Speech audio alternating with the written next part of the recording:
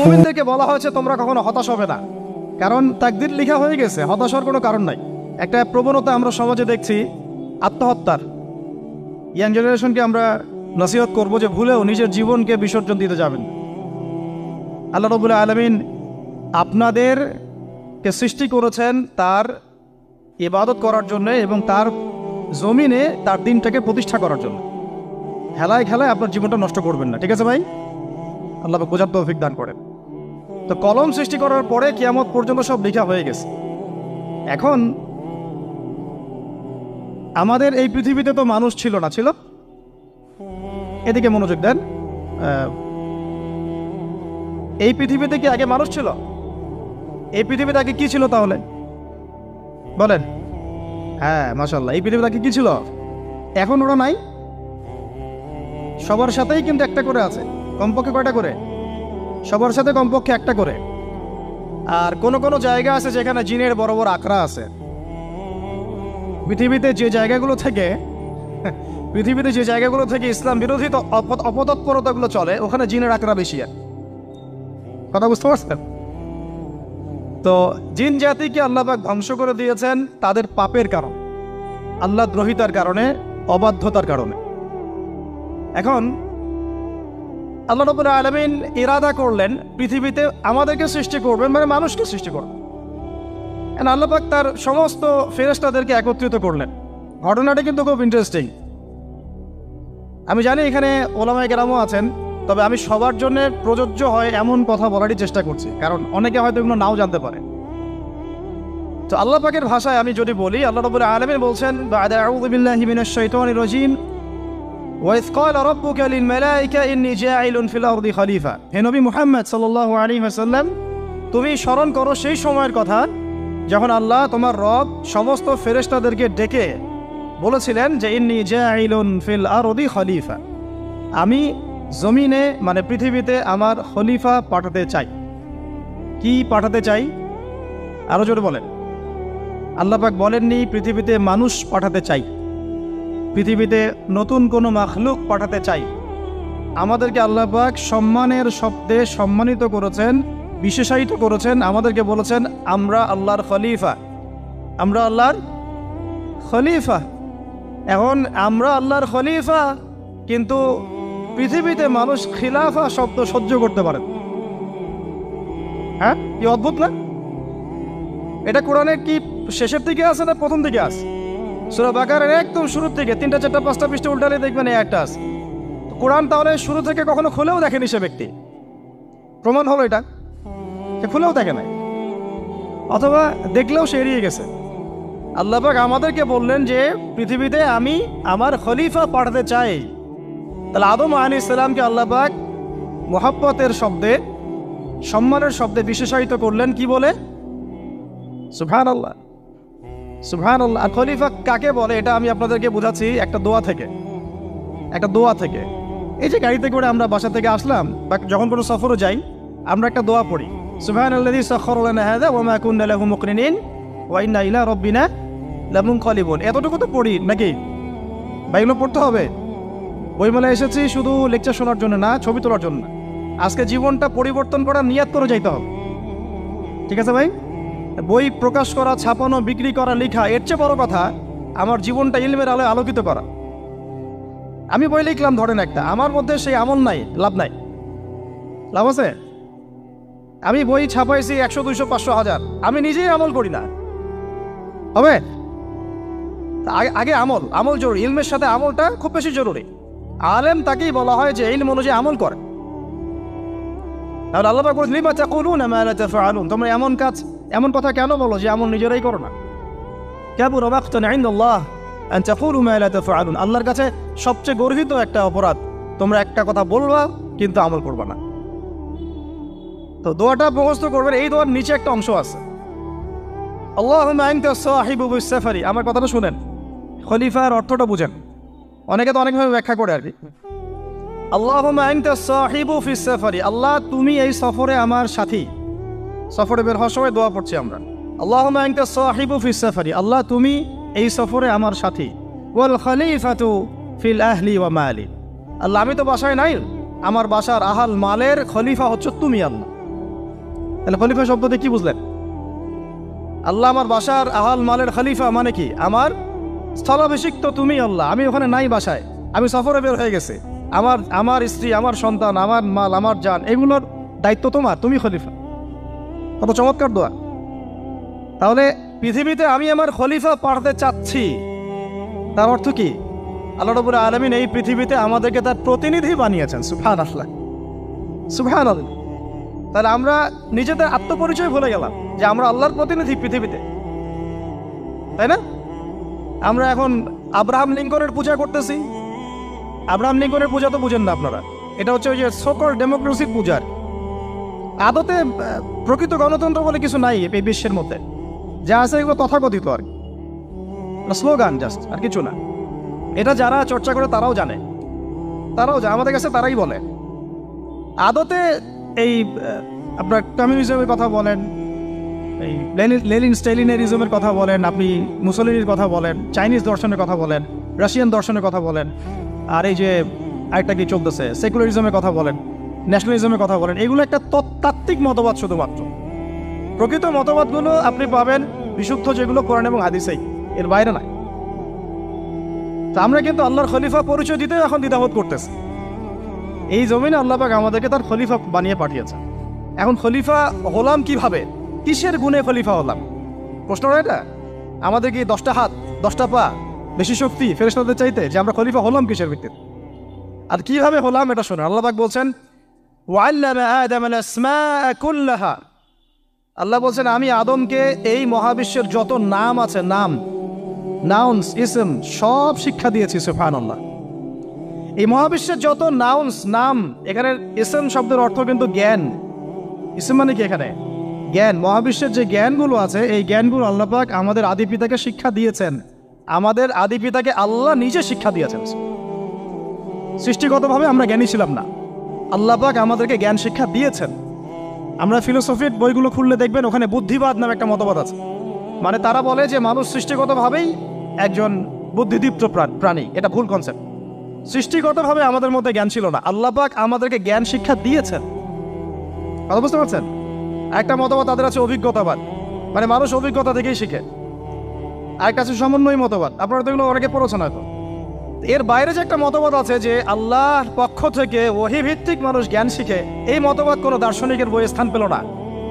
কি আফসোস, কি আফসোস! অথচ মুসলিম ঘরের দার্শনিক তারা। আমরাও পড়েছি ভাই, 4 বছর এই কারণে গেলেই। কি আফসোস! আল্লাহ পাকের ওহীর পক্ষ থেকে যে জ্ঞান আসতে পারে, এইটা কনসেপ্টই নাই। অথচ এখানে কোরআনে আল্লাহ পাক বলছেন ওয়াল্লামা আদাম আল আসমাআ কুল্লাহা, আমি আল্লাহ আদমকে সমস্ত নাম শিক্ষা দিয়েছি। সুবহানাল্লাহ। এরপরে এই যে জ্ঞান আদম আলাইহিস সালামকে আল্লাহ পাক শিক্ষা দিলেন, এর ফলশ্রুতিতেই আল্লাহ পাক বললেন যে ওয়াইয কুলনা লিল মালাইকা উসজুদু লি আদম, হে ফেরেশতারা তোমরা এখন আদমকে সিজদা করো। কি ফেরেশতাদেরকে দিয়ে আল্লাহ পাক আমাদের পিতাকে সিজদা করালেন কিসের মানদণ্ডে? কিসের কারণে? জ্ঞানের কারণে। জ্ঞানের কারণে ফেরেশতাদেরকে আল্লাহ পাক বললেন যে এই নামগুলো বলে দাও তো তোমরা। তারা বলতে পারলো না। তারা বলল লা ইলম আল্লাহুম্মা লা ইলমা লানা ইল্লা মা আল্লামতানা, আল্লাহ আমাদের তো সেই জ্ঞান নাই, শুধু ওইটুকু জ্ঞান আছে যা আপনি আমাদেরকে শিখিয়েছেন। তখন আল্লাহ পাক বলেছিলেন যে আমি যা জানি তোমরা তা জানো না। আমি কি বলি নাই যে আমি আসমান জমিনের গায়েবের সব খবর জানি? তখন আল্লাহ বললেন যে তোমরা সবাই সিজদা করো আদমকে।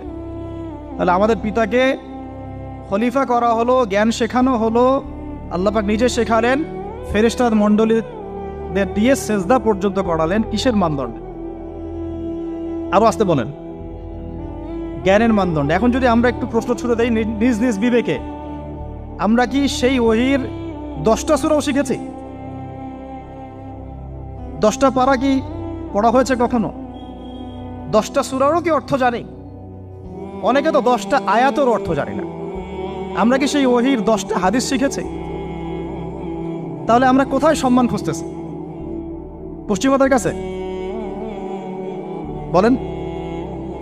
সত্যি সবচেয়ে আফসোস লাগে আমার একটা জিনিস, যে মুসলিমরা আমরা এখন আমাদের আত্মপরিচয় ভুলে যাচ্ছি, আর আল্লাহ পাক আমাদেরকে যেখানে সম্মান রেখেছেন ওইখানে সম্মান না খুঁজে আমরা অন্যের দাসত্বের সম্মান খুঁজতেছি। আল্লাহ আমাদেরকে বোঝার তৌফিক দান করেন। এটা অজ্ঞতার কারণে হচ্ছে। আমাদের কাজ তাদেরকে সচেতন করা বা তাদেরকে মেসেজ পৌঁছে দেয়া। আমরা উগ্র পন্থা অবলম্বন করব, আমরা হিকমার সাথে প্রজ্ঞার সাথে মানুষকে বোঝানোর চেষ্টা করব, এগুলো বোঝানোর অংশ। এখন আচ্ছা, আরেকটা কথা আপনাদেরকে বলি, একটা কথা আমি মাঝখানে মিস হয়ে গেছে। এই যে আল্লাহ পাক আমাদেরকে খলিফা করে পাঠিয়েছেন, খলিফার কাজ কি? প্রশ্ন না? আমাদের কাজ কি তাহলে? এই কাজটা আল্লাহ পাক আবার ব্যাখ্যা করেছেন সূরা সদের মধ্যে। কোন সূরায়? সূরা সদ। সদ নামে একটা সূরা আছে, সূরা ইয়াসিনের আগে পড়ে পাবেন। তো এখানে আল্লাহ পাক আরো একজন নবীকে তার খলিফা বলেছেন, সেই নবীর নাম দাউদ আলাইহিস সালাম। কি নাম? আর দাউদ আলাইহিস সালাম কিন্তু এই জেরুজালেম থেকে, যেখানে এখন ওই জায়নিস্টরা বোম্বিং করে আর কি, নিরীহ মুসলিমদেরকে হত্যা করে বিগত 70 বছর থেকে, ওই জেরুজালেম থেকে কিন্তু দাউদ আলাইহিস সালাম বিশ্ব শাসন করেছিলেন। তার পরবর্তীতে তার সন্তান সুলাইমান আলাইহিস সালামও কিন্তু ওখান থেকেই বিশ্ব শাসন করেছিলেন। আর এখনকার বনু ইসরাইল দাবিদার এই জায়নিস্টরা, তারাও কিন্তু ওই ফিকিরই করছে, ওখান থেকে তারা বিশ্ব শাসন করতে চায় এবং তারা মনে করে তাদের একজন মাসিহ আসবে, সেই মাসিহ আসলে তারা বিশ্ব শাসন করবে। আমরা সেই মাসিহের নাম জানি মাসিহুদ দাজ্জাল। কি নাম? এই দাজ্জালকে ওরা ওদের সত্য মাসিহ মনে করে, আমরা জানি হচ্ছে মিথ্যা ভণ্ড প্রতারক মাসিহ, অথচ ওরা মনে করে এটা হচ্ছে সত্য মাসিহ। এই জায়গায় তারা ধোঁকা খাচ্ছে। অথচ সত্য মাসিহ হচ্ছেন ঈসা আলাইহিস সালাম, যিনি আবার শেষ জামানায় আসবেন এবং তার হাতেই এই মাসিহুদ দাজ্জাল মারা যাবে এবং তারপরে পুরো বিশ্বে আবার ওই খিলাফা কায়েম হবে, ওই যে খলিফা, ওটা সারা বিশ্বে কায়েম হবে। এই টাউন হলও বাদ যাবে না ইনশাআল্লাহ। এটা মানুষ মানতে চাচ্ছে না, কিন্তু মানুষ না মানলে কি? আল্লাহ পাকের নকশায় সব আঁকা আছে কখন কি হবে। কে কে কল্পনা করেছিল যে আজকে আপনারা বসে এখানে দিনের আলোচনা করবেন? কল্পনা করা যায় তো? যে শব্দগুলো আপনারা বলছেন এগুলো বললেই তো নাই গায়েব, এখন বলছেন। কেউ কি কল্পনা করেছিল যে হঠাৎ করে এমন একটা সময় চলে আসতে পারে? কেউ কিন্তু কল্পনা করেনি, আল্লাহ পাকের নকশায় ছিল। এখানে আমাদের একটা আফসোসের কথা, এখানে মাস্টারমাইন্ড আল্লাহ রাব্বুল আলামিন। প্রকৃত মাস্টারমাইন্ড কে? আমরা ক্রেডিট নেওয়ার প্রতিযোগিতায় ব্যস্ত হয়ে আছি এখন, কার কত ক্রেডিট নেওয়া যায়। এখানে একক ক্রেডিট পাওয়ার যোগ্য কেউ না, সমস্ত ক্রেডিট কার? আল্লাহ রাব্বুল আলামিন। এটা আল্লাহর সাথে গাদ্দারি করতে যায় না, তাহলে ভুল হয়ে যাবে। কারণ আমি বারবার বলেছি আপনাদেরকে, কোরআন থেকে একটা শিক্ষা আমরা শিখেছি, একটা কম যখন মাজলুম থাকে, দুর্বল মাজলুম জুলুমের শিকার হচ্ছে, আল্লাহ পাক সেই কমটাকে বাঁচান, কোনো না কোনো একজন ত্রাণকর্তাকে পাঠান, কোনো একটা সূরতে আল্লাহ পাক সেই কমকে বাঁচায় দেন। আবার যদি এই নিয়ামতটা পাওয়ার পরে ওই কম আবার এই জুলুম শুরু করে, আবার আল্লাহ দ্রোহিতা শুরু করে, আল্লাহ পাক তার চেয়ে বড় জালেম চাপাই দিন। কথা বুঝতে পারছেন? আল্লাহর সাথে গাদ্দারি করতে চাই না, আল্লাহ পাক আমাদেরকে বোঝার তৌফিক দান করেন। আর খলিফার কাজটা কোথায় পাবেন? কোন সূরায় ভাই বলেন? সূরা সদে আল্লাহ পাক দাউদ আলাইহিস সালামকে খলিফা সম্বোধন করে বলছেন, ইয়া দাউদ। কি চমৎকার আহ্বান! ইয়া দাউদ, হে দাউদ, ইন্না জাআলনাকা খলিফাতান ফিল আরদ। দেখো, আমি আল্লাহ তোমাকে পৃথিবীতে খলিফা করেছি। কি করেছি? খলিফা করেছে। তোমার কাজ কি? শোনো, ফাহকুম বাইনান নাসি বিল হক। বোঝার চেষ্টা করেন একজন খলিফার কাজ কি। খলিফা মানে আল্লাহর প্রতিনিধি, জমিনে যে দায়িত্বশীল, অন্য মানুষের উপরে যে দায়িত্বশীল, তার কাজ ফাহকুম বাইনান নাসি বিল হক, মানুষের মাঝে ন্যায় বিচার প্রতিষ্ঠা করবে, এটা তোমার কাজ। তাহলে এখন যারা আমরা এই জায়গায় আছি বা ভবিষ্যতে আসবো, আরও কাল আগাতে থাকবে, সময় আগাতে থাকবে, নতুন নতুন নেতৃত্ব আসবে, সবার ফাংশন একটাই, ফাহকুম বাইনান নাসি বিল হক। আমাদের কাজ হবে মানুষের মাঝখানে কি করা? ন্যায় বিচার, বিচার ফয়সালার ক্ষেত্রে ইনসাফ করা, ন্যায় বিচার করা। তো ন্যায় বিচার তো এখন জাদুঘরে আছে নাকি? হ্যাঁ, কোনো কোনো ক্ষেত্রে আমরা চাই না যে ন্যায় বিচার জাদুঘরে যাক, আমরা চাই আবারও ন্যায় এবং সাম্যের সমাজ প্রতিষ্ঠা। ইনশাআল্লাহ এরপর থেকে আমরা কোনো অন্যায় সহ্য করব না। ইনশাআল্লাহ এরপর থেকে আমরা কোনো জল্লাদতন্ত্র কায়েম করতে দিব না। আমাদের যা আছে তাই নিয়ে প্রতিবাদ হবে ইনশাআল্লাহ। কারণ এখনকার প্রজন্ম প্রতিবাদের ভাষা বুঝে। এখন যদি আপনারা আবার সেই প্রাচীন জুলুমের তন্ত্রের মধ্যে ফিরে যান, তাহলে আল্লাহর গজব চলে আসবে, বড় গজব। তো খলিফার কাজ কি ভাই? কি কাজ বললাম বলেন? মানুষের মাঝখানে ন্যায় বিচার প্রতিষ্ঠা করা। আচ্ছা, আরো আছে, আরো আছে, আয়াত শেষ হয় নাই। আল্লাহ পাক বলছেন, ওয়ালা তাত্তাবিউল হাওয়া আর ন্যায় বিচার করতে গিয়ে নিজের প্রবৃত্তির অনুসরণ করো না। ন্যায় বিচার করতে গিয়ে নিজের প্রবৃত্তির অনুসরণ করো না, মন গড়া বিধানের অনুসরণ করো না। আমার মামা, আমার চাচা, আমার খালু পার করে দিও না। প্রবৃত্তির অনুসরণ মানে কি? মন যাচাই তাই করো না। ন্যায় বিচার করতে গিয়ে আল্লাহ পাকের বিধান মেনে চলো। আর সূরা মাইদাতে আল্লাহ পাক বলেছেন আয়াত নাম্বার 44, 45, 47-এ, ওয়ামান লাম ইয়াহকুম বিমা আনজালাল্লাহ ফাউলাইকা হুমুল কাফিরুন। যারা আল্লাহ পাকের হুকুম অনুযায়ী বিচার ফয়সালা করে না তারা কাফির। 45-এ গিয়ে আল্লাহ বলছেন ওয়ামান লাম ইয়াহকুম বিমা আনজালাল্লাহ ফাউলাইকা হুমুল ফাসিকুন। যারা আল্লাহ পাকের বিধান অনুযায়ী বিচার ফয়সালা করে না এরা ফাসিক, পাপাচারী। 47 নম্বর আয়াতে গিয়ে আবার বলছেন ওয়ামান লাম ইয়াহকুম বিমা আনজালাল্লাহ ফাউলাইকা হুমুজ জালিমুন। যারা আল্লাহর হুকুম বিধান অনুযায়ী বিচার ফয়সালা করে না এরা জালেম। তো কাফেরও বলেছেন আল্লাহ, ফাসিকও বলেছেন, জালেমও বলেছেন।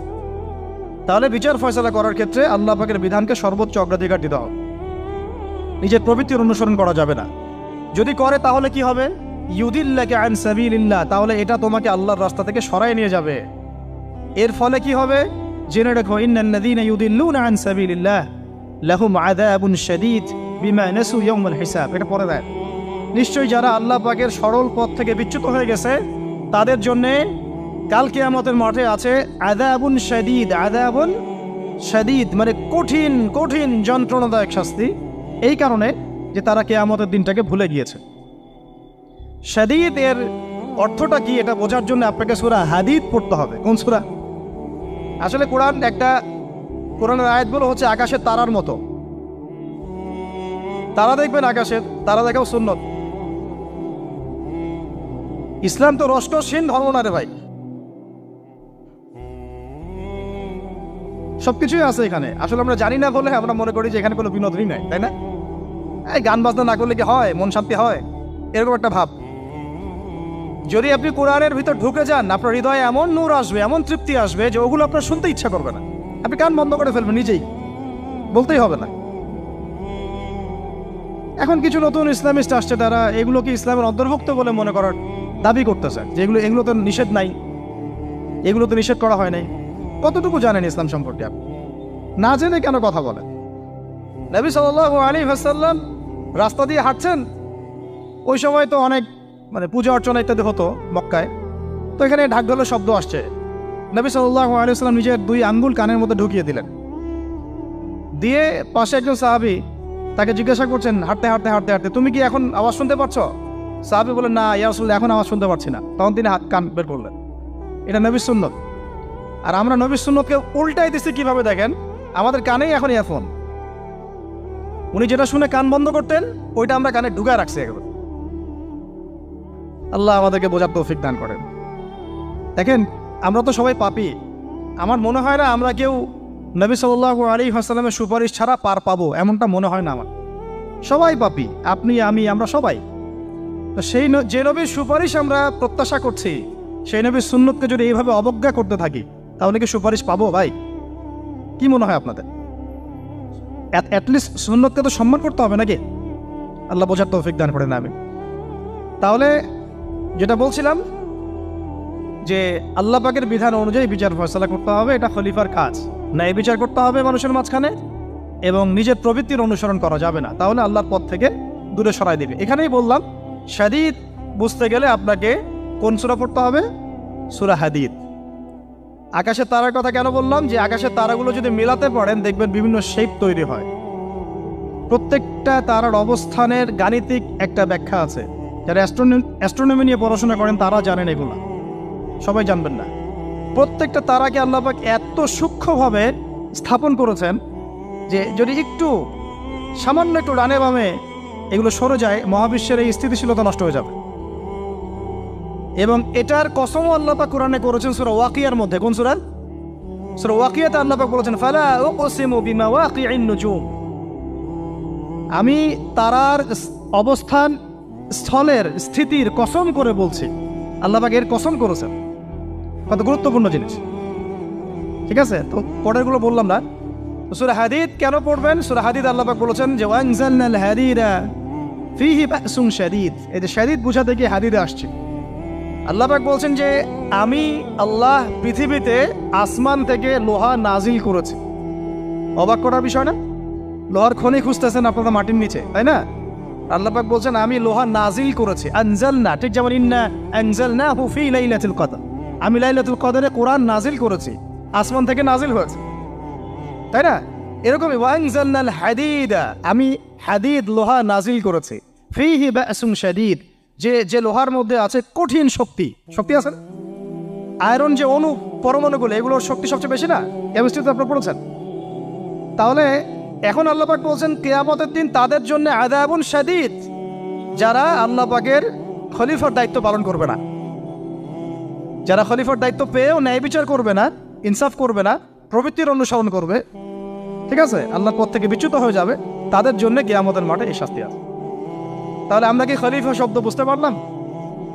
আমাদের পিতা যে খলিফা, এটা কি বুঝতে পারলাম? তাহলে এখন বলেন তো, প্রত্যেক নবী কি আল্লাহর খলিফা ছিলেন না? ছিলেন কি না? প্রত্যেক নবী কি আল্লাহর বিধান দিয়ে বিচার ফয়সালা করেন নাই? মানুষের মাঝখানে ইনসাফ করেন নাই? ন্যায় বিচার প্রতিষ্ঠা করেন নাই? এরপরে সাহাবায়ে কেরামের যুগে তারা কি ন্যায় বিচার প্রতিষ্ঠা করেন নাই? তাহলে হঠাৎ করে কি হলো বিশ্ববাসীর মধ্যে যে একেবারে কোরআন হাদিস এর মৌলিক বিষয়গুলো, এগুলো সব পাশ কাটিয়ে আমরা মানব রচিত বিধানগুলোর দিকে চলে গেলাম? রহস্যজনক না বিষয়টা? এটা হচ্ছে দাজ্জালীয় একটা শাসন আসতেছে সামনে।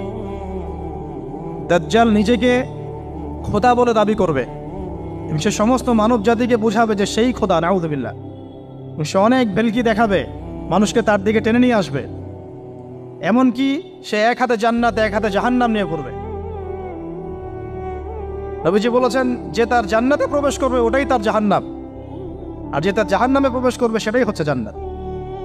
তাহলে পুরো বিশ্ববাসীকে আল্লাহ থেকে দূরে সরিয়ে একটা গডলেস ওয়ার্ল্ডে রূপান্তরিত করার একটা তৎপরতা চলছে, লক্ষ্য করতেছেন না? এটা মূলত আপকামিং যে দাজ্জালীয় সভ্যতার ভবিষ্যৎবাণী নবীজি করেছেন, এই দিকেই ওয়ার্ল্ড যাচ্ছে আস্তে আস্তে ওই দিকে যাচ্ছে। তবে নবীজি এটাও বলেছেন সাল্লাল্লাহু আলাইহি ওয়াসাল্লাম যে আমার উম্মতের মধ্যে একটা তয়ফা, একটা দল, কিছু মানুষ সব সময় হকের উপর অটল থাকবে ইনশাআল্লাহ, কিন্তু তাদের সংখ্যা হবে খুব কম। এখন আমাকে আপনারাই বলেন যে ওই হকের উপর অটল থাকতে হলে আমার সেই জ্ঞান লাগবে কি লাগবে না? বলেন। যেই জ্ঞান আমাদের পিতাকে শেখানো হয়েছে, দেখবেন প্রত্যেকটা মানুষের মধ্যে কিছু প্রতিভা আছে, সৃজনশীলতা আছে না? একটা বুদ্ধিদীপ্ত একটা তাড়না মানুষের ভিতরে কাজ করে। এটা কোত্থেকে আসছে জানেন? আমাদের পিতার ডিএনএ থেকে আসছে। আমাদের পিতার ডিএনএ থেকে, আমরা কিন্তু সবাই তার সন্তান। এরপরে পৃথিবীতে মানুষ পাপাচারে যখন লিপ্ত হলো প্রচন্ড রকম, তখন নূহ আলাইহিস সালামকে আল্লাহ পাক পাঠান এবং তিনি প্রায় 950 বছর দাওয়াতের কাজ করলেন, 40টা বা 80টা পরিবার ইসলাম কবুল করল। তখন আল্লাহ পাক এই মুমিনদেরকে বাদ দিয়ে সবাইকে গারদ করে দিলেন, ধ্বংস করে দিলেন। মানে আমরা যারা পৃথিবীতে এখন বেঁচে আছি, যে আপনি আমি, আপনাদের নাম আমি জানি না, আমরা যারা বেঁচে আছি, আমরা কিন্তু কোনো না কোনোভাবে ওই 40 বা 80 পরিবারের সন্তান। আমরা আত্মীয়, কিন্তু আমরা সবাই কিন্তু আত্মীয়, জানেন? 40টা বা 80টা পরিবার বাদ দিয়ে বাকি সব মানুষকে আল্লাহ পাক ধ্বংস করে দিয়েছিলেন নূহ আলাইহিস সালামের মহাপ্লাবনে। ঘটনা জানেন না? 40 বা 80টা পরিবারকে বাদ দিয়ে বাকি সবাইকে আল্লাহ পাক ধ্বংস করেছেন ওই মহাপ্লাবনে। তাহলে এখন এই বিশ্বে যত মানুষ আছে তারা কয়টা পরিবারের সন্তান? ওই 40-80।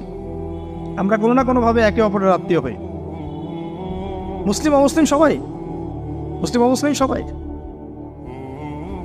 আমরা যে অসাম্প্রদায়িকতার কথা বলি না, এই শব্দটাকে ভালো অর্থে নেওয়া যায়। কি অর্থে? অন্যান্য ধর্মাবলম্বী মানুষ যারা, তারা তাদের ধর্ম স্বাধীনভাবে পালন করবে, কোনো সমস্যা নেই, আমরা তাদের এই কাজে বাধা দিতে যাব না। একইভাবে আমরা আমাদের ধর্ম স্বাধীনভাবে পালন করব, তারা এখানে কোনো বাধা দিতে পারবে না। সিম্পল। তারা তাদের উৎসব তাদের মতো পালন করবে, আমরা আমাদের উৎসব আমাদের মতো পালন। না আমি মূর্তি পাহারা দিতে যাব, আর না আমি মূর্তি ভাঙতে যাব। সিম্পল। আমি পাহারাও দিতে যাব না, ভাঙতেও যাব না। সিম্পল। আমরা কি কুরবানিতে তাদেরকে বলতে পারবো ভাই আসেন আমার বাসায় দাওয়াত খান? এটা হয় কখনো? লাকুম দীনুকুম ওয়ালিয়া দিন, আপনাদের দিন আপনাদের, আমাদের দিন আমার। সিম্পল। এই অর্থে ঠিক আছে, কিন্তু সব ধর্ম মিলে যে নতুন ধর্ম বানানোর চেষ্টা করা হচ্ছে বাংলাদেশে, এটা ঠিক নাই। এটা শুভঙ্করের ফাঁকি। সব ধর্ম মিলে নতুন ধর্ম করার কোনো সুযোগ নাই। আমরা সবাই এক পরিবারের সন্তান। এখন আমাকে বলেন, নূহ আলাইহিস সালামের একটা ছেলে ছিল, নাম জানেন? কি নাম বলেন? কে না না, মাশাআল্লাহ। কয় ছেলে ছিল তার?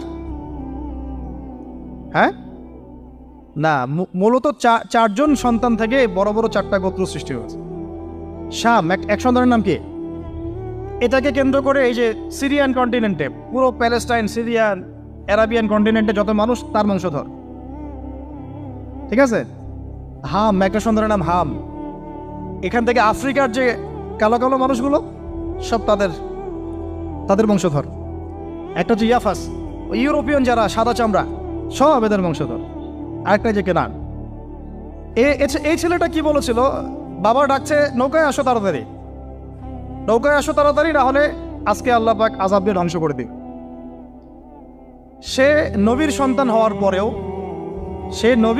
হওয়ার পরেও আল্লাহ প্রদত্ত ওহীর জ্ঞানকে মূল্যায়ন না করার কারণে ধ্বংস হয়ে গেল। আর ওই 40টা বা 80টা পরিবার নাজাত পেল কিভাবে? আল্লাহর পক্ষ থেকে নাজিলকৃত ওহীর জ্ঞানকে প্রাধান্য দিয়ে আনুগত্য করে। তাহলে কোন জ্ঞানকে আমরা প্রাধান্য দিব ভাই? আমি বলছি না যে আমরা দুনিয়াবি জ্ঞানগুলোকে শিখবো না, ওই প্রসঙ্গে আমি একটু পরে আসছি, যে আমরা শিখবো এবং কিভাবে শিখবো, কতটুকু শিখবো। আগে এই অংশটুকু শেষ করি। ঠিক একইভাবে আপনারা কি আদ জাতির নাম জানেন? আদ, সামুদ। ওই যে সৌদি আরব এখন যেখানে লাইন বানাচ্ছে, লাইন প্রজেক্ট, ওই আল ওলা বলে, আল ওলা লাইন প্রজেক্ট বানাচ্ছে, দেখবেন অনলাইনে। ওই জায়গা দিয়ে নবী সাল্লাল্লাহু আলাইহি ওয়াসাল্লাম তাবুক যুদ্ধের সময় গিয়েছিলেন। যাওয়ার সময় তিনি বলেছিলেন, তোমরা মাথা নিচু করে কান্নাকাটি করতে করতে এখান থেকে অতিক্রম করো। সাহাবীরা মাথার উপর কাপড় দিয়ে কান্নাকাটি করতে করতে জায়গাটা পার করেছেন, কারণ ওই জায়গায় সামুদ জাতি ছিল যাদেরকে ধ্বংস করা হয়েছে। ওটা হচ্ছে এখন পর্যটন স্পট। সুবহানাল্লাহ। তো আদ এবং সামুদ জাতিকে আল্লাহ পাক ধ্বংস করলেন, কিন্তু তাদেরকে করেন নাই যারা ওহীর জ্ঞানকে প্রাধান্য দিয়েছেন। ইব্রাহিম আলাইহিস সালাম কোন জ্ঞানের বদৌলতে আল্লাহকে চিনলেন? মানব রচিত জ্ঞান নাকি আল্লাহর পক্ষ থেকে নাজিলকৃত জ্ঞান? বলেন। মূসা আলাইহিস সালাম কোন জ্ঞানের বদৌলতে ফিরআউনের মতো এই যে কি বলবো প্রতাপশালী একজন শাসকের সামনে দাঁড়িয়ে বুক ফুলিয়ে ইসলামের দাওয়াত দিলেন? কোন জ্ঞানের আলোকে? ওহীর জ্ঞান। আর ওহীর জ্ঞান যখন নাজিল করা হয়েছে তখন তিনি দোয়াটা পড়ছিলেন, রব্বি ইশরাহ লি সাদরি ওয়া ইয়াসসির লি আমরি ওয়াহলুল উকদাতাম মিন লিসানি ইয়াফকাহু কওলি। প্রত্যেক নবী, ইউসুফ আলাইহিস সালাম কারাগারে 12 বছর থেকেছেন। কত বছর? 12 বছর। আমাদের অনেক ভাই এরকম 5 বছর, 7 বছর, 10 বছর, 12 বছর থেকেছে আছে। এমনও মানুষ আছে, এখন বলা যায় তাই বলি, যে ওই যে একটা শব্দ শুনেছেন, আয়না ঘর, ওখানে দীর্ঘদিন ছিল, তারপরে নাই, কোথায় গেছে আল্লাহই ভালো জানে। ইউসুফ আলাইহিস সালামও এরকম কারাগারে ছিলেন। কত বছর? 12 বছর। কিন্তু আল্লাহ পাক তাকে এমন একটা জ্ঞান শিক্ষা দিয়েছিলেন, তিনি স্বপ্নের ব্যাখ্যা বলতে পারতেন, যে কোনো স্বপ্নে। রাজা স্বপ্ন দেখলেন যে 7টা গাভী, জীর্ণ শীর্ণ গাভী, মোটা তাজা গাভীকে খেয়ে ফেলছে, স্বপ্নের ব্যাখ্যা কেউ দিতে পারেন। কিন্তু ওই জেলখানায় 2 জন ছাড়া পাওয়া মানুষ, ছাড়া পাইছে 2 জন আর কি, 2 জনের মধ্যে একজন বেঁচে আছে, একজন নাই।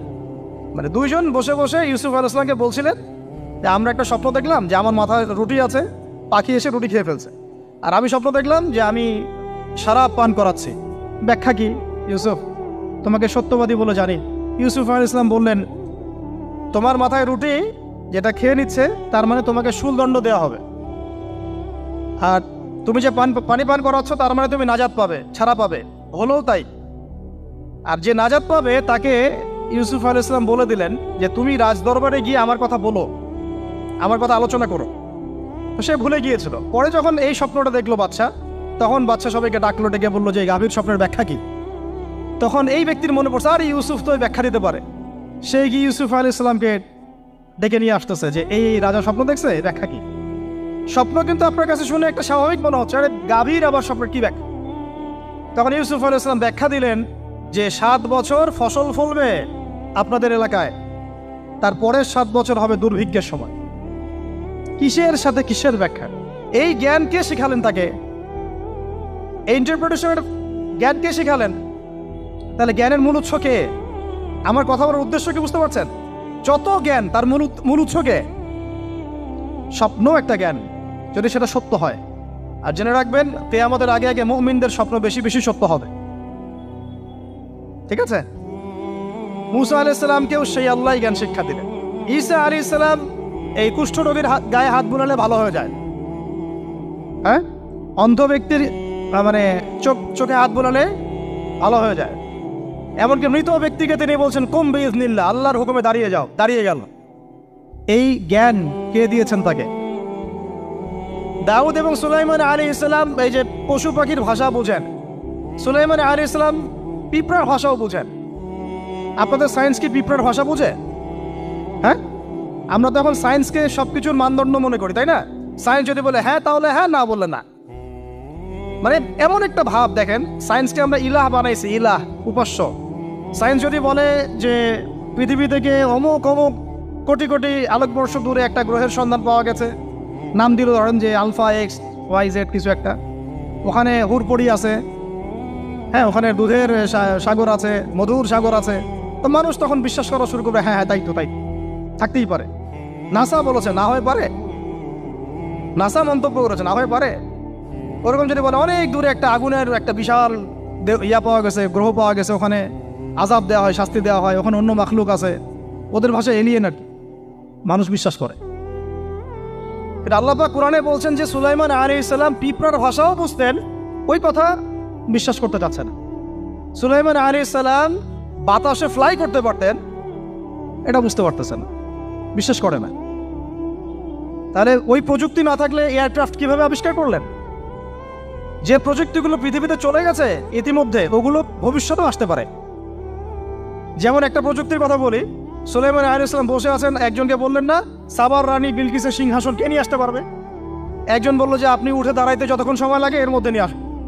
উনি বললেন যে হবে না, এটাতে হবে না, তুমি স্লো, তুমি 3G 4G না, এত স্লো স্পিডে আমার হবে না। এই কথা বলেন নাই, মজা করলাম আর কি। আমাদের ইউটিউবাররা মতো এই অংশ কাট করে আবার প্রচার করে দিতে পারে। দেখেন কিসের সাথে কি ব্যাখ্যা করলো।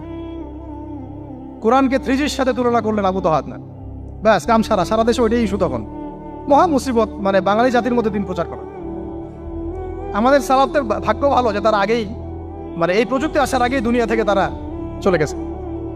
মুশকিল না, যত ইস্যু এগুলোর কারণেই সৃষ্টি হয়। তো যাই হোক, প্রসঙ্গে আসি, কোথায় ছিলাম ভাই, যে কথা হারায় ফেললাম। হ্যাঁ হ্যাঁ, আরেকজন বললেন যে না, আপনি চোখের পলক ফেলতে যতক্ষণ লাগে এর মধ্যে দেখবেন সিংহাসন সামনে। সুবহানাল্লাহ, কি প্রযুক্তি বলেন! এই প্রযুক্তির সামনে কি বিশ্ববাসী যেতে পেরেছে? দেখেন সুলাইমান আলাইহিস সালামের বাতাসে ফ্লাই করাটা কিন্তু এখন পৃথিবীতে খুব কমন হয়ে গেছে। আমরা সবাই ফ্লাই করতেছি বাতাসে, তাই না? যদি আপকামিং কোনো সময় আপনি দেখেন যে এইরকম চোখের পলকেই একটা বস্তু আরেকটা জায়গা থেকে এক জায়গায় চলে আসতেছে, আমি অবাক হব না ইনশাআল্লাহ। কারণ কোরআনে অতীতে এই ঘটনার দলিল আছে। বুঝাতে পারতেছি না? এক কথায় সমস্ত জ্ঞানের মূল উৎসকে। এরপরে আসেন, অত আর লম্বা করছি না, আমাদের নবী মুহাম্মদ সাল্লাল্লাহু আলাইহি ওয়াসাল্লাম আসেন, আমরা তো তার উম্মত। 23 বছরে, একটু মনোযোগ দেন, এটা আলোচনার লাস্ট পার্ট, ঠিক আছে? 23 বছরে তিনি পুরো জাহেলিয়াতকে পরিবর্তন করে দিয়েছেন। কত বছরে? 23 বছর। আপনারা কি জানেন যে আইয়ামে জাহিলিয়াতে আসলে কি কি সমস্যা ছিল? কেন ওই যুগটাকে আমরা জাহিলিয়াত বলি? বেসিক্যালি 5-6টা সমস্যা ছিল। কয়টা? 5-6টা। 1 নম্বর শিরক। 1 নম্বর কি? আমার সাথে বলেন। শিরক আমাদের ওয়ার্ল্ডে নাই, এটা তো গ্লোবাল শিরক চলতেছে এখন। শুধু ধর্মীয় শিরক চলতেছে না, কিন্তু এখন শিরক হচ্ছে পলিটিক্সে, শিরক হচ্ছে ইকোনমিক্সে, শিরক এডুকেশনেও আছে, শিরক কালচারের মধ্যেও আছে। কথাগুলো বুঝতে হবে একটু গভীরভাবে। তখন সমস্যা ছিল রিবা, সুদ। এখন নাই। রিবা ছাড়া কোনো সিস্টেম আছে এখন ওয়ার্ল্ডে? আমি গতকালকে একটা হাদিস মোতালা করছিলাম সুদ সংক্রান্ত। নবীজি বলেছেন সাল্লাল্লাহু আলাইহি ওয়াসাল্লাম যে একটা যুগ আসবে সামনে, সুদবিহীন কোনো মানুষই চলতে পারবে না। যে চলতে চাইবে তার গায়েও সুদের ছিটা ফোটা গিয়ে লাগবে। আসে নাই সেই যুগ? সুবহানাল্লাহ, কিভাবে তিনি এত স্পেসিফিকলি কথাগুলো বলতে পারেন? নিশ্চয়ই তিনি এমন একজন সত্তার কাছ থেকে জ্ঞান পেয়েছেন যিনি সব জানেন, অতীত বর্তমান ভবিষ্যৎ, তাই না? এমনকি নবীজি বলেছেন ইমামুল মাহদির সময় যে 10 জন ঘোড়সাওয়ার বের হবে এবং তারা গিয়ে খোঁজ নিতে যাবে যে দাজ্জাল বের হয়েছে কিনা, নবীজি বলছেন আমি সেই 10 জনের নামও জানি, তাদের বাবার নামও জানি। সুবহানাল্লাহ। সুবহানাল্লাহ। কিয়ামতের মাঠে আলী রাদিয়াল্লাহু আনহু, আবু বকর রাদিয়াল্লাহু আনহু, ওমর, উসমান রাদিয়াল্লাহু আনহুম আজমাইন, তাদের হিসাবটা কেমন হবে ওইটাও নবী সাল্লাল্লাহু আলাইহি ওয়াসাল্লাম আগেই বলে দিয়েছেন। সবচেয়ে দ্রুত হিসাব হবে এই উম্মতের আলী ইবনে আবি তালিব রাদিয়াল্লাহু আনহু। যাবেন, বেরোবেন, শেষ। কি মানুষ, তার জীবনীটা পড়ে দেখবেন। আমি শেষের দিকে বলে দিব আপনাদেরকে আজকে, এবং এটা রেকর্ডেড থাকবে, ইনশাল্লাহ অনলাইনে দিয়ে দিব, যে আপনারা কোন কোন সাবজেক্টের বই কিনবেন। বইমেলা তো শুধু মানে আসলেন একটা র্যান্ডমলি বই কিনলেন এমন না, টপিক ধরে ধরে সাবজেক্ট ওয়াইজ বই কিনতে হবে। ঠিক আছে ভাই? বই কেনার পিছনে টাকা পয়সা খরচ যদি না করেন, মানে দিনের জন্য অর্থ ব্যয় করার মানসিকতা না থাকে, এলেম পাওয়া যাবে। অনেক মুহাদ্দিস নিজের গায়ের জামা খুলে দিয়ে পর্যন্ত বই নিয়ে বাসায় গিয়েছে, জানেন? তাদের সমস্ত সম্পত্তি বিক্রি করে দিয়েছেন বই কেনার জন্য। আজকে সকালে আমাদের এক ভাই মজাকারা করছিলেন যে আমারই এক ওস্তাদ, বাংলাদেশের অনেক বরেণ্য একজন আলেমে দ্বীন, প্রবীণ আলেমে দ্বীন, তার কথা আলোচনা হচ্ছিল যে তিনি কিতাব পড়তে পড়তে পড়তে হঠাৎ একটা কিতাব তিনি খুঁজে পাচ্ছেন না। তো ছাত্রদেরকে পাঠালেন যে খুঁজে নিয়ে আসো তো, কোথায় আছে, কেউ খুঁজে পায় না। তিনি নাকি ওযু করে এসে নামাজ, 2 রাকাত নামাজ পড়ে বাচ্চার মতো হাউমাউ করে কান্নাকাটি শুরু করলেন, আল্লাহ আমার সেই কিতাব কোথায় গেল, আমার কিতাবটা এনে দেন। তলাবুল ইলম কাকে বলে দেখেন, ইলমের তালেব, ইলমের ছাত্র কাকে বলে? এই যে ইলমের ছাত্র, আমরা কি ছাত্র হইতে পারছি? একটা বইয়ের দাম যদি দেখি 100 টাকা, বাস আমাদের গায়ে লাগে। 100 টাকা দিয়ে তো আপনার গার্লফ্রেন্ডকে নিয়ে বসতে গায়ে লাগে না, বসলে তো 500 টাকা চলে যায়। আর এখনকার মেয়েরা তো খায়ও বেশি, ডেটিংয়ের সময় আর কি, তাই না? অনেকে দেখা যায় যে এটাকেই প্রফেশন বানায় ফেলছে না। জিনা থেকে বাঁচতে হবে, জিনা থেকে বাঁচতে না পারলে কলবে আল্লাহ নূর আসবে না। আল্লাহ পাক আমাদের কথাগুলো বোঝার তৌফিক দান করেন, আমিন। জিনা, আবার বলছি, জিনা থেকে বাঁচতে হবে, অন্যথায় কলবে নূর আসবে না। আল্লাহ পাক আমাদেরকে বোঝার তৌফিক দান করেন, আমিন। কোথায় ছিলাম ভাই? বলেন। 1 নাম্বার কি ছিল? শিরক। 2 নাম্বার রিবা, সুদ। ওইটা বলতে গিয়ে হাদিসটার কথা বলেছিলাম।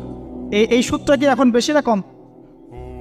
এখন সুদ মানুষ খাচ্ছে, যুক্তিও দিচ্ছে যে এই যুগে এখন সুদ না খাইলে কি চলে। একদিন একটা মসজিদে বয়ান করছিলাম, তো মসজিদে বয়ানের মাঝখানে একজন দাঁড়ায় গেল, দাঁড়ায় আমাকে বলছে যে উস্তাদ, হুজুর বুঝলাম আপনার সব কথা ঠিক আছে, এখন আমার 1 লাখ টাকা ধার লাগবে, আমি কোত্থেকে নিব? বলেন, আসলে উত্তর দিবেন কি? হ্যাঁ, সুদের ক্ষতিকর বিষয়গুলো যেমন বলতে হবে, সুদবিহীন ব্যাংকিং সিস্টেম এবং অর্থনৈতিক ব্যবস্থাও তো চালু করতে হবে। সেটা কি? সেটা হচ্ছে যাকাত। সেটা কি? যাকাত, সাদাকা এবং কর্জে হাসানা। এগুলো তো চালু করছি না আমরা শুধু কথা বলছি তাত্ত্বিক যে সুদ হারাম। আমিও তো অনেক জায়গায় বলছি, কারণ বলতে হচ্ছে, নাহলে আপনারা জানাতে তো হবে। সুদের পাপের সবচেয়ে নিম্ন শাখা হচ্ছে মায়ের সাথে জেনা করা, সর্বোচ্চ শাখা হচ্ছে আল্লাহ এবং তার রাসূলের সাথে যুদ্ধ করা। একটা হাদিস বুখারীতে এরকমও আসছে, বুখারীতে কি তিরমিজিতে, আমি রেফারেন্সটা ভুলে যাচ্ছি, তবে হাদিসটা সহিহ। নবী সাল্লাল্লাহু আলাইহি ওয়াসাল্লাম বলেছেন, যে ব্যক্তি 1 দিরহাম সুদ খায় সে যেন 36 বার জেনা করে। আর আপনারা তো জানেন, এটা আমার বলার দরকার নাই, 4 শ্রেণীর মানুষকে নবীজি অভিশাপ দিয়েছেন, যে নিজে খায়, তারপরে যে সুদ দেয়, যে লিখে রাখে, যে সাক্ষী থাকে। তা আমি বলতে যাচ্ছি, আইয়ামে জাহিলিয়াতে এই সুদটা ছিল, আমাদের এই বর্তমান ওয়ার্ল্ড অ্যাফেয়ার্সে নাই। বাংলাদেশ একটা কান্ট্রি হিসেবে চিন্তা করবেন না, আপনি গ্লোবালি চিন্তা করবেন, কারণ এখন একটা দেশ স্বতন্ত্রভাবে চলতে পারে না। ওয়ার্ল্ড ব্যাংকের সাথে আপনাকে ডিল করতে হবে, IMF এর সাথে। আমি যদি প্রেসিডেন্ট হই, তা আমাকেও করতে হবে, আপনি হলে আপনাকেও করতে হবে। তো কথা বলে তো শুধু কথা বলে লাভ নাই, আপনার বিকল্পটা কি? আসলে বিকল্প ব্যবস্থাটা কি? এটা তো মূল কথা। ইকোনমিক্স নিয়ে কতগুলো কিতাব আছে এখানে, ইসলামিক ইকোনমিক্স নিয়ে আমরা কতগুলো কিতাব ছাপাইছি, বর্তমান ওয়ার্ল্ড অ্যাফেয়ার্স নিয়ে আমরা কতগুলো কিতাব ছাপাইছি। নবী সাল্লাল্লাহু আলাইহি ওয়াসাল্লাম বলেছেন, শেষ জামানার সবচাইতে আমার উম্মতের উপর ভয়াবহ ফিতনা হচ্ছে মাসিহুদ দাজ্জাল। কি নাম বলে? এখন আপনি আমাকে মাদ্রাসার পুরো সিলেবাসে কন্টেন্টে আমাকে দাজ্জাল নিয়ে একটা ফ্যাকাল্টি দেখান, আছে? কয়টা কিতাব আছে? সবচেয়ে ভয়াবহ ফিতনা নবীর মুখে, নিজের মুখে বল, সবচেয়ে ভয়াবহ, এর চেয়ে ভয়াবহ কোনো ফিতনা আসে নাই, আসবেও না। তো এখন আপনি আমাকে বলেন যে এই ফিতনা সংক্রান্ত কতগুলো কিতাব আপনার কাছে আছে বাসায়, বলেন? তাহলে গ্যাপস আছে না আমাদের মধ্যে, গ্যাপ ফিল আপ করতে হবে। কথাগুলো বলার উদ্দেশ্য হচ্ছে গ্যাপসটা ফিল আপ করা। তো এই রিবার সমস্যাটা এখনো আছে। আল্লাহ পাক আমাদেরকে রিবা মুক্ত জিন্দেগি দান করেন আমিন। এবং আমি রিকোয়েস্ট করব বিনয়ের সাথে যে আমাদের ঊর্ধ্বতন কর্তৃপক্ষ যারা আছেন, শুধু একটা কাজ করেন না, একটা কাজ একটা বছর করেই দেখেন না কি হয়। প্রত্যেকটা মুসলিম, অমুসলিমদের কথা বলছেন, যেহেতু এটা খিলাফা স্টেট না, সেহেতু অমুসলিমরা এখানে জিজিয়া দিবে না। খিলাফা স্টেটে অমুসলিমরা জিজিয়া দেয়, এটা তো খিলাফা স্টেট না, এটা তো ডেমোক্রেটিক স্টেট এবং সেকুলার স্টেট। শুধু মুসলিমদের কাছ থেকে যাদের নিসাব পরিমাণ সম্পদ হয়েছে জাকাত দেওয়ার, সবার কাছ থেকে রাষ্ট্রীয়ভাবে বাধ্যতামূলক জাকাত নেন, দেখেন না অর্থনীতি সচল হয় না। একটা বছর নিয়ে দেখেন না কি হয়। কেউ এই উদ্যোগ গ্রহণ করতে পারতেছে না। কেন হচ্ছে না আমরা বুঝতে পারতেছি না। কর্জে হাসানার এনজিও চালু করা যায়। আমরা অনেক সংগঠন করছি, সোশ্যাল, অরাজনৈতিক ইত্যাদি রাজনৈতিক। আমরা ইকোনমিক এনজিও খুব একটা করতে পারছি, কিন্তু এই জায়গাগুলো দখল করে ফেলছে। দেখেন কারা কারা, নাম বলতে যাচ্ছি না। এবং যারা যারা দখল করছে তারা কিন্তু এখন রাষ্ট্রের অনেক বড় বড় জায়গা হস্তক্ষেপ করতেছে। ইভেন ট্রান্সজেন্ডারের মতো ইস্যু কিন্তু তারা ঢুকাই দিচ্ছে, ঢুকায় না? উত্তরবঙ্গ জুড়ে পুরো উত্তরবঙ্গ ঘুরে আসেন, দেখেন কাদের তৎপরতা বেশি। নীলফামারীতে সফর করে দেখলাম যে ওখানে একটা গ্রামের মধ্যে 24টা এনজিও কাজ করতেছে, শুধুই সব। তারপরে মানুষ তামাক চাষ করে খাচ্ছে। একটা দল দাবি করতেছে নবী সাল্লাল্লাহু আলাইহি ওয়াসাল্লাম ছাড়াও আরো নাকি নবী আসতে পারে, নাউযুবিল্লাহ। এবং ওই যে মির্জা গোলাম আহমেদও তাদের অন্তর্ভুক্ত। মানুষ ওই ধরনের নাম লেখাচ্ছে চাকরির জন্য, ব্যবসা করতেছে তারা দেশের মধ্যে। আরে ভাই, শুধুমাত্র তাত্ত্বিক কথাবার্তা না, আমাদের সংগ্রামটা কিন্তু বহুমুখী। শুধু ইলম অর্জন তো একটা বেসিক জিনিস, এই বেসিকটাই এখনো হচ্ছে না আমাদের। ইলম অর্জনটা বেসিক জিনিস, এটাই হচ্ছে না। এরপরে আপনার অর্থনীতি সমৃদ্ধ করা, সংস্কার করা, সমাজ সংস্কার করা, রাজনৈতিক অঙ্গনগুলোর মধ্যে যে অরাজকতা, এগুলোকে সংস্কার করা, কত কাজ আমাদের। কিন্তু আমরা কিন্তু একটা জায়গাতেও স্থির নাই। ইভেন একটা মাসালাতেও আমরা এক জায়গায় আসতে পারতেছি না, ঐক্যবদ্ধ হতে পারতেছি না।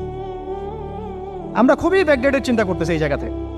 অথচ আমাদের উচিত ছিল এই প্রবলেমগুলোকে আরও 30-40 বছর আগে সলভ করা।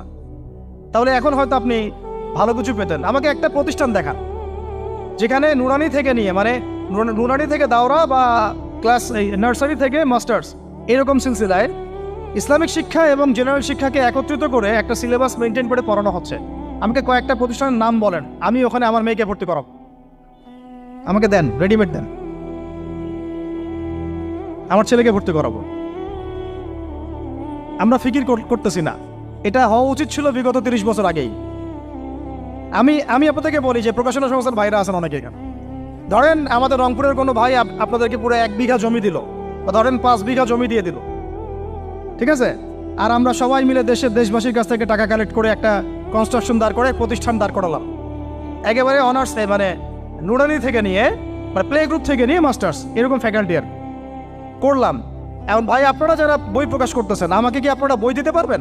প্রত্যেকটা ক্লাসে আমি কোন কোন বই পড়াবো পারবেন? আমাকে কি সিলেবাস দিতে পারবেন? কথা বলেন। প্লে গ্রুপে কোন কোন বই পড়াবো আমাকে দেন। নার্সারিতে দেন, STD 1-এ দেন, 2-তে দেন, 3-তে দেন, 5-এ দেন। এভাবে আপনি আমাকে ক্লাস 10 পর্যন্ত দেন। তারপরে কি আপনি আমাকে অনার্স, মাস্টার্স, এই ফ্যাকাল্টিগুলো আলাদা আলাদা, এগুলো কি ইউনিভার্সিটি আদলে আপনি কি আমাকে সাজা দিতে পারবেন?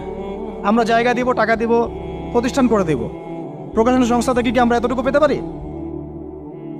তাহলে কাজের ক্ষেত্র আসলে কোনগুলা?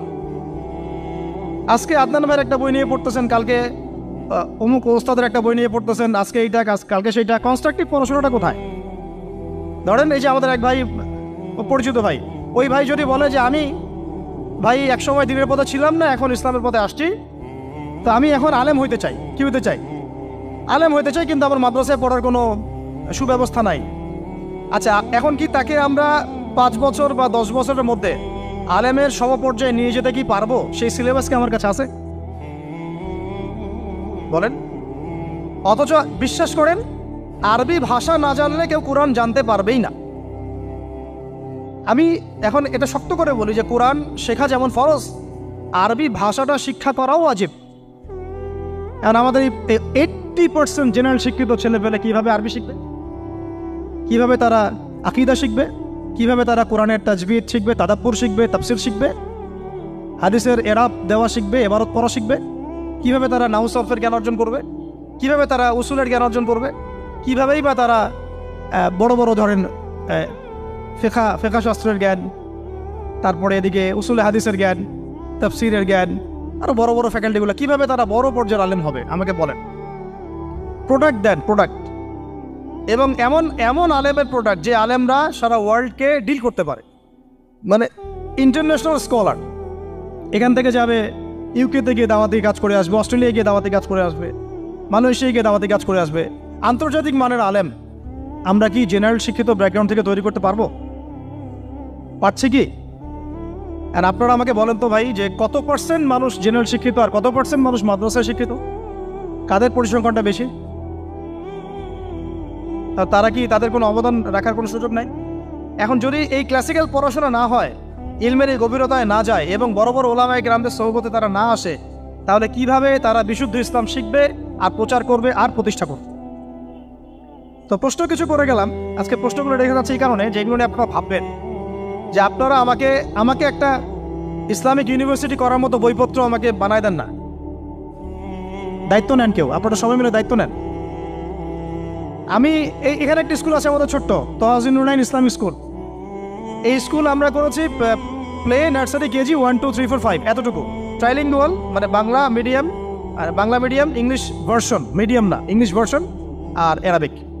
এই সিলেবাসটুকু করতে, এই 8টা ক্লাসের সিলেবাস করতে আমাকে 7 দিন 8 দিন একেবারে বাংলা বাজার ঘাটাঘাটি করে, ওই আমরা আগে তো ইংলিশ মিডিয়ামে পড়াশোনা করতাম, ওই অক্সফোর্ডের বই ঘাটাঘাটি করো, ব্রিটিশ কাউন্সিলের বই ঘাটাঘাটি করো, তারপরে ওদের ম্যাথামেটিক্স, ওদের সায়েন্স, আবার এই মাদ্রাসার অ্যারাবিক, আবার এই সরকারি কারিকুলামের বই, এগুলো ঘাটতে ঘাটতে ঘাটতে একটা সিলেবাস আমরা দাঁড় করাতে পারছি। মাত্র 5টা ক্লাস করতে পারবে। এরপরে এটা করতে গিয়ে যে দেখলাম যে আসলে এগুলোর যে এত ঘাটতি আছে বাজারে, রেডিমেড কোনো প্রোডাক্ট এগুলোর নাই। ঘুরে ফিরে কি সেই আমরা একই জিনিসই চর্চা করতে থাকবো, নাকি আমরা একটু বহির্বিশ্বে যেভাবে দিন প্রচার হচ্ছে এই মান দিতে পারি? এটা আমাদের উচিত না করার কাজটা? হ্যাঁ, এটা তো আমাদের হাতে রাষ্ট্রীয় ক্ষমতা নাই, থাকলে না হয় উপরের লেভেল থেকে এগুলো করা যায়, খুব সহজ। বরং উপরের লেভেলে যারা আছেন তারা তো আরও ট্রান্সজেন্ডার ঢুকাচ্ছেন, আপনারা তো এলজিবিটি ঢুকাচ্ছেন। তাহলে এই কাজগুলো কাদের করতে হবে? তাহলে বেসরকারিভাবে করতে হবে।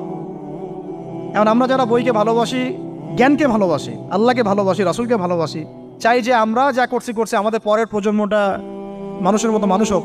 কাজ কি কম না বেশি আমাদের বলেন? সেক্ষেত্রে কাজগুলো কিন্তু ওইভাবে হচ্ছে না ভাই। একটা বিষয়ের বই সবাই ছাপাচ্ছি, কেন? কি দরকার আছে? একটা বিষয়ের বই আমি সবাই ছাপাচ্ছি। একটা জিনিস, একটা হিস্ট্রি, একটা কিতাব, অনেকগুলো প্রকাশনী আপনারা করতেছেন। একই বই ফাইজুল কালাম সবাই করতে আছে, একটা বই তাসাউফ আত্মশুদ্ধি, অনেক প্রকাশনী করতেছে, কপি করতেছে। ভাই আমাদের কি কাজ, কি দুনিয়ার স্বার্থ উদ্ধার করা, না আমার দিনের কোনো খেদমত? আমার কথায় মাইন্ড করবেন না, আমি মাইন্ড করার মতো কথা বলছি না। আমি বলছি আপনাদেরকে আরও যেন কনস্ট্রাকটিভ হয় কাজগুলো। মানে আপনাদের সাথে আমি বসবো ইনশাল্লাহ আবার আলাদা করে, যে একটা আমাকে পুরো শিক্ষা ফর্মুলা আমাকে দিবেন, মানে প্রত্যেকটা ক্লাসের বই রেডি করে দিবেন, যাতে আমরা প্রতিষ্ঠান বানালেই একদম পুরা কমসে কম ক্লাস 1 থেকে 10 ঢেলে দিতে পারি, আমার পরিশ্রম করতে না হয়। ওখানে বাংলা মিডিয়ামের বই থাকবে, ইংলিশ মিডিয়ামেরও থাকবে, এবং অ্যারাবিক তো থাকবেই। একটা গঠনমূলক সিলেবাস, যেটা পড়লে আমার ছেলে মাশাআল্লাহ হাফেজও হবে, এদিকে মাশাআল্লাহ সে ইংরেজিতেও দক্ষ হবে, সায়েন্সেও দক্ষ হবে। এক পর্যায়ে যখন সে এসএসসি পাস করবে, সে দেখবেন যে যার রাস্তা বেছে নিচ্ছে। বেস আমি তাকে করে দিছি 10 পর্যন্ত। এখন সে ডক্টর হোক আর ইঞ্জিনিয়ার হোক, আর না হয় যদি আল্লাহর খলিফাই হয়, কোনো সমস্যা নেই। সমস্যা আছে? এটা দরকার ছিল ভাই, আরও 30 বছর আগে দরকার ছিল। আমরা যেটা পাই নাই, এটা আমাদের আফসোস। আর এই জেনারেল ব্যাকগ্রাউন্ড থেকে এইরকম জায়গায় উঠে এসে এই যে এগুলো কথাগুলো বলা বা এই কাজগুলো করা, এগুলো সবাইকে হয়তো আল্লাহ পাক এভাবে কবুল নাও করতে পারে। এর পিছনে অনেক গল্প থাকে, অনেক হিস্ট্রি, অনেক ত্যাগ, অনেক আত্মত্যাগ, এগুলো সবাই হতে পারবে না। কিছু মানুষ বের হয়ে আসছে, ডক্টর জাকির নাইক তো সবাই হতে পারে নাই, পারছে? তো এই জিনিসগুলো আমাদের বুঝতে হবে যে আমভাবে সবাই সব কিছু করতে পারবে না। আমাদের একটা একাডেমিক ফর্মুলা দরকার, যেখানে আমরা পড়বো, আমরা আলেম হয়ে বের হবো। পারা যাবে তো ভাই ইনশাআল্লাহ? আচ্ছা, অনেক গভীরে চলে গেছি, আপনাদেরকে মানে অনেক বেশি বিরক্ত করে ফেলতেছি আর কি। কথাগুলো বলার খুব মন চাচ্ছিল, তো বলে ফেললাম। আর আমরা চাচ্ছি কথাগুলো সবার কাছে পৌঁছাক, যাতে করে অন্তত বিভাগীয় শহরগুলা, অন্তত ঢাকা, রংপুর, রাজশাহী, মানে বড় বড় শহর আমাদের চট্টগ্রাম, কক্সবাজার ইত্যাদি ইত্যাদি বড় বড় শহরগুলোতে যদি একটা করে এরকম একটা করে প্রতিষ্ঠান থাকে, যেখানে আপনি পুরো জেনারেল শিক্ষা এবং ইসলামী শিক্ষা দুটোকে সমন্বয় করে এবং এই মানে দ্বিমুখী শিক্ষার মেরুকরণটাকে দূর করে একটা কনস্ট্রাকটিভ সিলেবাস দিতে পারেন, দেখবেন আজকে না হোক, আজকে থেকে 10 থেকে 15 বছর পরে আমাদের ছেলে মেয়েদের একটা প্রজন্ম আসবে, দেখবেন ইনশাআল্লাহ ওরা আমাদের চেয়ে অনেক ডিনামাইট হবে। এই যে আজকে অনেকগুলো আয়াত বললাম, অনেকে হয়তো জানেন না বা পড়েন নাই, ওরা বলতেই বুঝে ফেলবে কোন সূরায় আছে। হবে না? সম্ভব। আর যদি না করতে পারি তাহলে ঘুরে ফিরে ওই একই অবস্থা। ওইটা দিয়ে হবে না ভাই। এই মানে ইসলাম বিষয়টা কি, এটা এমন না যে কিছু অংশ নিলাম কিছু অংশ নিব না, এটা এমন না। নিলে ভাই নেওয়ার মতো নেওয়া লাগে। উদখুলু ফিস-সিলমি কাফা, একেবারে পরিপূর্ণরূপে দিনে প্রবেশ করে সিরিয়াসলি নেন। চান্স তো একটাই। আল্লাহ পাক আমাদের কথাগুলো বোঝার তৌফিক দান করুন। আর আমাদের সন্তানদের সাথে তো আমরা এটা হতে দিতে পারি না। আমরা না হয় অনেক সময় নষ্ট করে ফেলছি। আমরা এই টাউন হলে বসে চা খাইছি, আড্ডা মারছি একসময়, স্কুলে পড়ার সময়, কলেজে পড়ার সময়। এবং এখানে কি হয় না হয় আমি খুব ভালো করে জানি। এবং আমাদের সময় এমন কিছু হতো না যেটা এখন হোমোসেক্সুয়ালিটি, এখন এখানে হোমোসেক্সুয়ালিটি হয়। তাহলে বলেন এগুলো আমাদের জিম্মেদারি না? আচ্ছা, রংপুরে, অন্তত রংপুরের শহরে এইরকম উদ্যোগ নিতে পারবেন কারা কারা? হাত তুলেন দেয়। আমি যে কথাগুলো বললাম, কার কার সাহস আছে? এগুলো তাত্ত্বিক কথা বলে চলে গেলে কাজ হবে না। বইমেলা একবার হয়েছে, এরপরের বইমেলা না হয় আপনাদের প্রতিষ্ঠানের ক্যাম্পাসে করবেন, সমস্যা কি? রংপুরে অন্তত পক্ষে এরকম একটা ক্যাম্পাস গড়ে তোলেন। যার যা আছে তাই নিয়ে নামেন। কারো অর্থ থাকলে, কারো জমি থাকলে, কারো বুদ্ধি থাকলে, কারো প্রকাশনা সংস্থা থাকলে, কারো টিচার প্যানেল থাকলে আসেন, রংপুরে একটা কিছু করে দেখাই। আর সবাই যদি তাকায় থাকি একজনের দিকে যে আদনান ভাই করবে, অমুক ভাই করবে, তমুক ভাই করবে, তারা তো হলো না।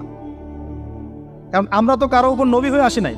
সবাই মিলে হাত লাগালে তখন কাজ করা যাবে ইনশাআল্লাহ। এমন এই প্রতিষ্ঠানগুলোর দরকার আছে না নাই? এর গুরুত্বটা বোঝার যোগ্যতা আল্লাহ পাক আপনাদেরকে দান করেন, দোয়া করি আমি। তো ভাই আর লম্বা করতেছি না, আমি শেষের অংশটুকু বলে শেষ করে দিচ্ছি যে এই সুদ আর শিরক যেমন ওই সময় ছিল এখনও আছে। আর ওই আইয়ামে জাহিলিয়াতের সেই সুদ আপনি দেখলেন, এখন শিরক দেখলেন, মাদক আছে না নাই?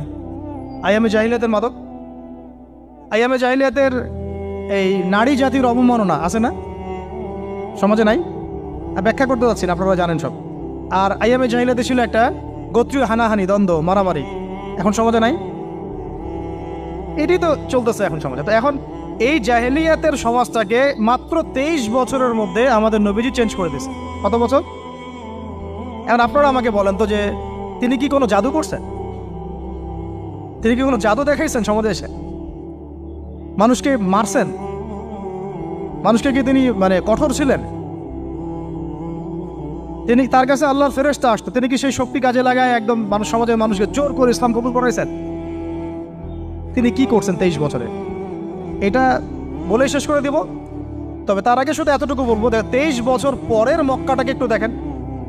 23 বছরের পরের মক্কাটাকে একটু দেখেন। ওই মক্কাতে কি কোনো শিরক আছে? হ্যাঁ, 23 বছর পরের মক্কা, ওখানে কি কোনো শিরক আছে? ওখানে কি কোনো সুদ আছে? কোনো মাদক আছে? বলেন, কোনো নারীর অবমাননা আছে? কোনো গোত্রীয় হানাহানি আছে? তার 23 বছরের মধ্যে পুরো সমাজটাই চেঞ্জ করলেন কিভাবে? জাদু তো করেন নাই, মানুষকে তো অত্যাচার করেন নাই, কটু কথাও বলেন নাই, এমনকি তিনি কারো গায়ে হাতও তোলেন নাই, তাই না? একটা কাজই তিনি করেছেন, সেটা হলো এই যে কোরআন এবং সুন্নাহর যে জ্ঞান, এই ওহীর জ্ঞানটাকে তিনি সবার মাঝখানে ছড়াই দিয়েছেন। এই তো কাজ। তারপরে সেই জ্ঞান যখন মানুষ শিখেছে, তার উপরে আমল করেছে, এবং সেই জ্ঞান এর উৎস আল্লাহ রাব্বুল আলামিন তার কাছে আত্মসমর্পণ করেছে, নবীর কাছ থেকে আত্মশুদ্ধি অর্জন করেছে, এবং হালাল খেয়েছে, পরিবার গঠন করেছে, প্রজন্মকে তৈরি করেছে, সৎ কাজে আদেশ করেছেন, অসৎ কাজে নিষেধ করেছেন, প্রয়োজনে কখনো হিজরত করেছেন, কখনো মার খেয়েছেন, কখনো সবর করেছেন, কখনো বা জিহাদও করেছেন। এভাবে আস্তে আস্তে পুরো আরবের মধ্যে দিনটা প্রতিষ্ঠা হয়ে গেল। তাহলে মূল উৎসটা কি ছিল? জ্ঞান। মূল উৎসটা কি ছিল বলেন? জ্ঞান। আর এই জ্ঞানটার চর্চায় আমাদের সবাইকে করতে হবে। আল্লাহ পাক আমাদেরকে তৌফিক দান করে দেন। এর চর্চা করতে গেলে আমাদের সমাজে এখন দুইটা রাস্তা, এর বাইরে আপনি কোনো রাস্তা দেখবেন না, হয় মাদ্রাসা ব্যাকগ্রাউন্ড অথবা জেনারেল ব্যাকগ্রাউন্ড। এই তো সমন্বিত কোনো প্রচেষ্টা খুব বেশি দেখা যাচ্ছে। আজকে আমার কথা বলার মধ্যে একটা অন্যতম একটা গুরুত্বপূর্ণ পার্ট হচ্ছে সমন্বিত প্রচেষ্টা এখন থেকে নেওয়া উচিত। এতে আপনারা এগ্রি করেন না করেন না? যদি এগ্রি করেন তাহলে প্রত্যেকটা জায়গায় এরকম কিছু কিছু প্রতিষ্ঠান গড়ে তোলার চেষ্টা করেন। ইনশাআল্লাহ আজকে না হোক, আজকে থেকে 10-15 বছর পরে ফলাফল পাওয়া যাবে। ঠিক আছে ভাই? আল্লাহ পাক আমাদেরকে বোঝার তৌফিক দান করেন। শেষ করার আগে খালি কয়েকটা সাবজেক্ট বলবো। এখন যারা জেনারেল স্টুডেন্ট, আপনাদের তো মাদ্রাসায় যাওয়ার কোনো সুযোগ নাই, বা গেলেও আপনারা একাডেমিক্যালি পড়তে পারেন না। তা আমি কয়েকটা সাবজেক্ট বলে দিচ্ছি, এই সাবজেক্টগুলো ধরে ধরে বই কিনবেন এই বইমেলা থেকে। ঠিক আছে? অন্তত প্রত্যেকটা সাবজেক্টের একটা করে বই কিনবেন। রাজি আছেন? রাজি নাই? অন্তত প্রত্যেকটা সাবজেক্টের একটা করে বই কিনবেন। সাবজেক্ট 1 নাম্বার হচ্ছে আল কোরআন। 1 নাম্বার কি? আপনাকে কোরআন তেলাওয়াত করা শিখতে হবে। কোরআন তেলাওয়াত শেখার কি বই আছে খুঁজে বের করেন। আর এটা একা শিখতে পারবেন না, এটা নিয়ে গিয়ে কোনো ওস্তাদের কাছে বসে পড়তে হবে। এটা খুব খেয়াল রাখবেন আপনারা। একা একা বই পড়ে কখনো আলেম হয়ে যাওয়া যাবে না, বরং তখন বিভ্রান্ত হওয়ার সুযোগ বেশি থাকে। বই থাকবে, এটা আপনার গাইডেন্স, কিন্তু আপনার একজন মুরব্বী আলেম লাগবে। যে কোনো কাজ মুরব্বীদের সাথে মশওয়ারা না করে করলেই সমস্যা। কারণ আমরা তো দিন সম্পর্কে তেমন কিছু জানিই না রে ভাই। সমুদ্রে ডুব দিলে বুঝবেন যে গভীরতা কত বেশি। এখন আমরা ডুবই দেই নাই, এই জন্য মনে হয় যে আমি সবই জানি। ঠিক আছে? ডুব না দিলে আমার কাছে মনে হয় যে আমি তো সবই জানি। ডুব দিলে বুঝবেন যে আপনি কিছুই জানেন না, আমি কিছুই জানি না। 1 নম্বর সাবজেক্ট ভাই কোরআনের তেলাওয়াত শিখতে হবে। রাজি আছেন তো ইনশাল্লাহ? তাহলে এই বইগুলো কিনেন। 2 নম্বর হচ্ছে এই কোরআনের মানে ব্যাকরণ শেখার বইগুলো কিনবেন। কোরআনের ব্যাকরণ শেখার আরবি ভাষা সাহিত্যের বই কিছু কিনবেন। এই বইগুলো আপনাকে ওস্তাদদের কাছে গিয়ে পড়তে হবে। ঠিক আছে? এরপরে কিনবেন কোরআনের কিছু তাফসির, সহজ। মনে করেন একটা তাফসির নেন সহজ। কেউ মারিফুল কোরআন কিনেছেন, হয়তো কেউ সহজে অনুবাদ হয়েছে জালালাইন একটা কিনেছেন, কেউ হয়তো তাওজিউল কোরআন কিনেছেন। একটা তাফসির বাসায় রাখেন অন্তত। ঠিক আছে? এটা হলো 3টা। 4 নাম্বার হচ্ছে হাদিসের অন্তত একটা বই কিনেন আজকে। হাদিসের সহজ কিতাব কিনবেন। অনেকে দেখা যায় যে ভাই একেবারে হেদায়েত পেয়ে সহিহ বুখারী নিয়ে বসে যান। একেবারেই গলত কাজ আপনাদের, একেবারেই গলত কাজ। সহিহ বুখারী পড়তে গেলে 12 বছর সময় লাগে মানুষ। ওই লেভেলে যাইতে একটা মানুষের 12 বছর সময় লাগে। ওটা সবার প্রথমে ওটা খুললে তো আপনি হাদিস বুঝবেনই না। মনে হবে যে হাদিস কোরআনের সাথে সাংঘর্ষিক, এরকম মনে হবে। সহজ থেকে এক লাফে কি আমরা ক্লাস 10-এ যাই? আগে তো ক্লাস 1-এ ভর্তি হয়েছেন, তাহলে হাদিসের শাস্ত্রে আসছেন, আগে বুখারী ধরতে গেলেন কেন? সবার আগে আপনি মৌলিক কিছু হাদিসে আরবাইন কিনেন, ফয়জুল কালাম কিনেন। আস্তে আস্তে আপনি বুলুগুল মারামে যান, রিয়াদুস সালিহিনে যান, মিশকাতে যান। আস্তে আস্তে আপনি তিরমিজি নাসাই করতে করতে সহিহ বুখারীতে যাবেন, সমস্যা নাই। ঠিক আছে? হাদিস আরেকটা বললাম, কটা হলো? 4টা-5টা। হ্যাঁ, আগে বলি কোরআন, আরবি ভাষা সাহিত্য, তারপরে তাফসীর আর হাদিস। 4টা বলেছে। 5 নম্বর হচ্ছে সিরাত। 5 নম্বর কি? নবীর জীবনী যে পড়ে নাই সে নবীকে চিনে না। নবীর জীবনী না পড়লে না কোরআন বুঝতে পারবে, না আর হাদিস বুঝতে পারবে। তো নবীর জীবনের অন্তত একটা বই কিনে যান এখান থেকে, অন্তত একটা। 60টা কি 70টা নবীর জীবনী আছে এই বইমেলাগুলোতে, খুলে দেখেন। আমার কাছে সবগুলোই আছে। এই চট্টগ্রামে ভাইরা যখন ছিলেন লালখানে কয়দিন আগে, আমি ভাইদের কাছ থেকে বই কিনেছি, নিজে কিনেছি প্রায় 70,000 টাকা একদিনেই। আর ওনারা আমাকে হাদিয়া দিয়েছেন মনে হয় আরো 30,000 টাকার হবে। তো এক পুরো বই ব্যাগ গাড়ি ভর্তি। তো প্রায় 60, আমি গুনে দেখলাম যে প্রায় 50 থেকে 60টা সিরাতের কিতাব আছে বাজারে। একটা তো কিনেন, অন্তত একটা সিরাতের কিতাব তো অন্তত কিনেন। তারপরে ইসলামের ইতিহাসের বই কিনেন। 6 নম্বর ইসলামের ইতিহাসের বই কিনেন। 7 নম্বর ইতিহাস না জানলে কিন্তু আমরা শেকড় চিনতে পারবো না। 7 নম্বর হচ্ছে এই 4 খলিফার জীবনী, সাহাবীদের জীবনী, তাবেঈদের জীবনী, ইমামদের জীবনী, এগুলো কিনেন। 8 নম্বর হচ্ছে ইসলামী অর্থনীতির কিছু বই কিনেন, ইসলামী অর্থনীতির। 9 নম্বর হচ্ছে এই ইসলামিক জিওপলিটিক্সের কিছু বই কিনেন। এই বইগুলো কিছুটা কম, আমি এটা ভাইদেরকে বলবো যে এগুলো ছাপানোর চেষ্টা করেন বেশি বেশি। আর 10 নম্বর হচ্ছে ইসলামী ফিকহের যে মাসলা মাসাইলগুলো জানার জন্য কিছু বই আছে, এইগুলো। এই 10টা সাবজেক্টের বই একটা একটা করে কিনে বাসায় চলে। আর একটা নসিহত করব, বরেণ্য আলেমদের বই পড়বেন। মানে আমি একটা বই ধরেন কালকে বের করে ফেললাম, ভাই আবু তো আদনান ভাই লিখছে বলেই যে আপনাকে ওটা কিনতে হবে জরুরি না। এটা জরুরি না। সবার আগে আপনি বড় বড় বরেণ্য আলেমদের বইগুলো আগে পড়বেন, তারপরে আপনার একটা মেজাজ এমনি তৈরি হয়ে যাবে যে কোনটা হক আর কোনটা বাতিল এটা আপনি নিজেই বুঝতে পারবেন তখন।